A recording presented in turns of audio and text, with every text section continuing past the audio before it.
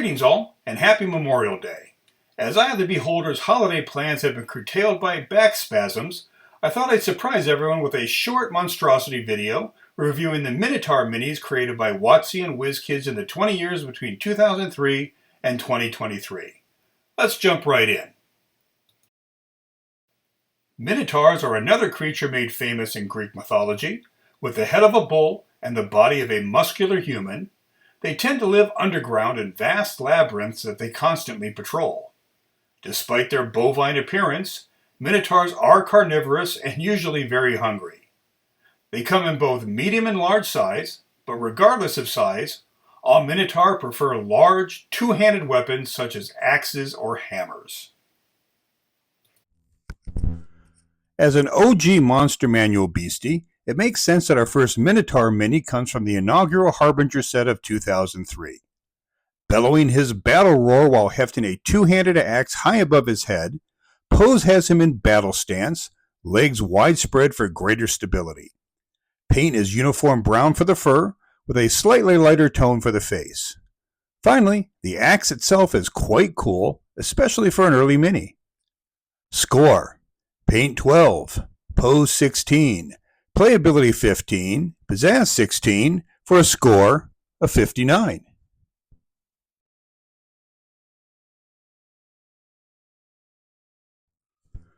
A year later, we get this young Minotaur mini in 2004's Archfiend set. We get really nice body detailing on this medium mini, particularly the musculature on the back and chest. Again, a dark brown for the body, but here the horns are black, a nice contrast. Clad in a chain loincloth and armed with a longsword, Pose has him standing at the ready, a snarl on his lips. Score: Paint 14, Pose 13, Playability 13, Pizzazz 13, for a score of 53.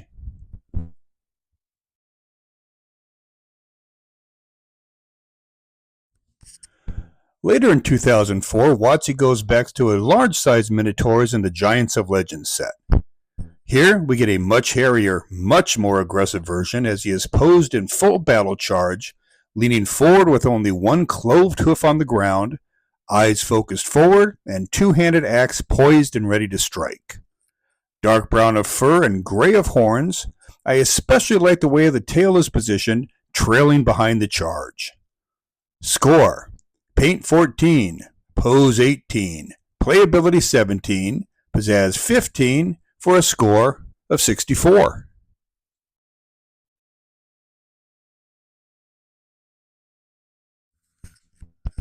WotC loves their Minotaurs, giving us 4 in the first 3 years. This one, called a Pharaoh Minotaur, is from 2005's Angel Fire set. No weapons needed here. This guy intends to rip his opponent to shreds with his bare hands. We also get by far the largest set of horns, a huge pair of ivory white, first curving upward, then turning sharply downward at the points. His uniform black body is posed in a deep crouch, all the better to spring at his foes. Score: Paint 12, Pose 17, Playability 15, Pizzazz 15, for a score of 59.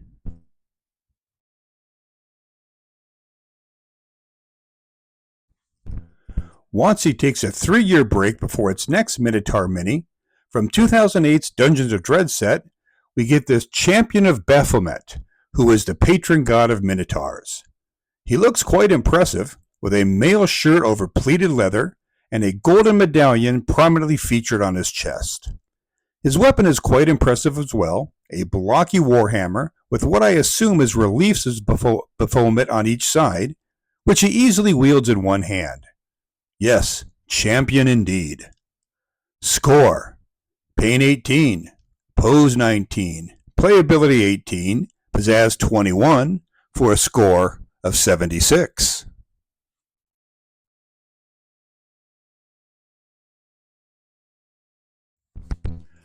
Later in 2008, WotC goes back to the smaller Minotaurs in their Demon Web set. Called a Minotaur Warrior, the most prominent feature is the massive, brass-studded shield he holds high above his head, perhaps to deflect the blow from a larger Minotaur. Yes, Minotaurs fight amongst themselves for territory, food, females, and just because. Fully armored and chained, he ducks behind the shield with axe in hand, ready to deliver a counterblow. Score: Paint 13, Pose 16, Playability 12, Pizzazz 13 for a score of 54.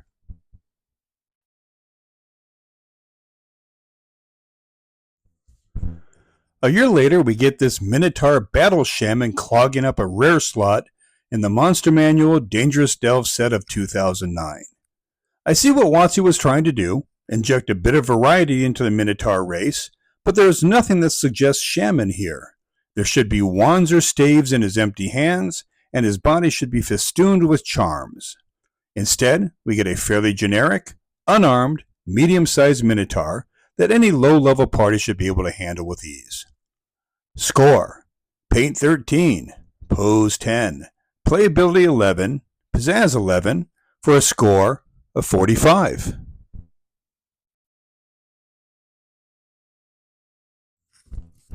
Later in 2009, we get this Minotaur Thug Mini in the Monster Manual Legendary Evil set. Its best feature is its commonality. It would be easy to get a bunch of these to form a gang. Other than that, it's mediocre at best, poses as if skulking down an alley, short sword in hand. Paint is the usual brown body, but with gray horns and hooves. Score: Paint 11, Pose 11, Playability 14, Pizzazz 12 for a score of 48.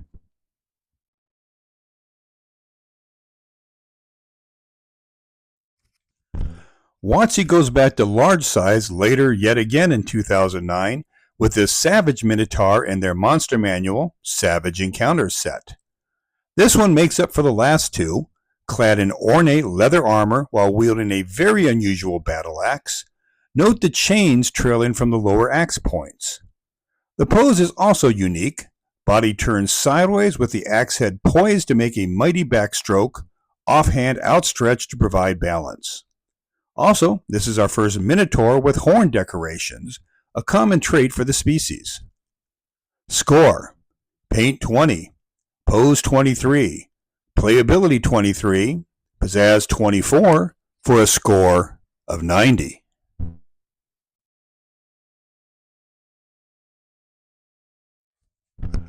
Our final WotC Minotaur Mini, that's a total of 10 for those who are counting, comes in their last set, 2010's Lords of Madness. Called a Minotaur Mangler, this medium-sized mini is posed slowly advancing, two-handed axe to the fore. Plate armor protects the shoulders and upper arms, while on his back he wears a cloak featuring 5 human skulls, trophies no doubt. Brown and black for the body, and white for the horns complete the look. Score: Paint 15, Pose 18, Playability 15, Pizzazz 16 for a score of 64.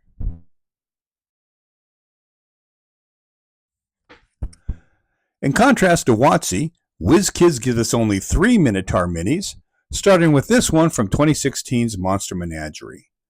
Definitely smaller than the WotC versions, this one is no less aggressive, posed leaning into a brutal downward strike from his two-handed axe.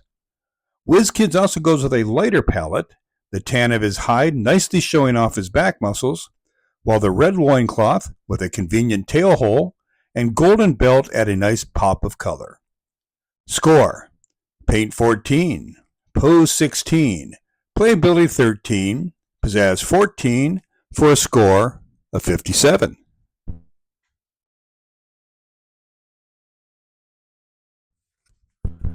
Two years later, we get this named Minotaur in 2018's Guildmaster's Guide to Ravnica.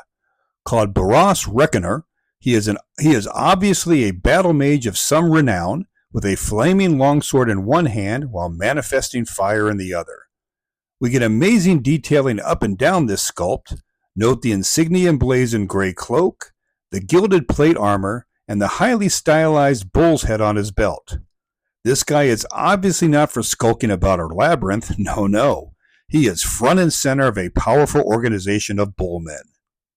Score: Paint 25, Pose 21, playability 17, pizzazz 25 for a score of 89.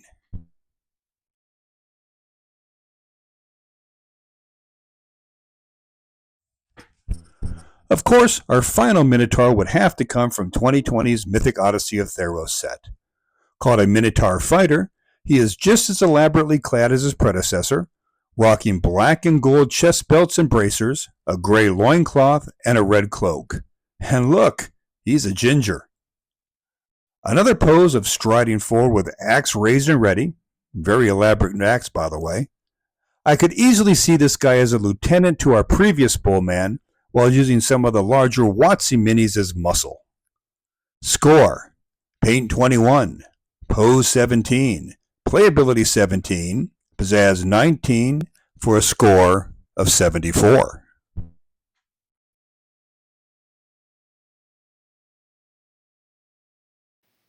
And that's it for this short and sweet video. Thanks as always to all those who watch. Please feel free to like, comment, or subscribe. Later this week, we'll get back to our regularly scheduled videos, picking things back up with the ends. Until then, Eye of the Beholder, signing off.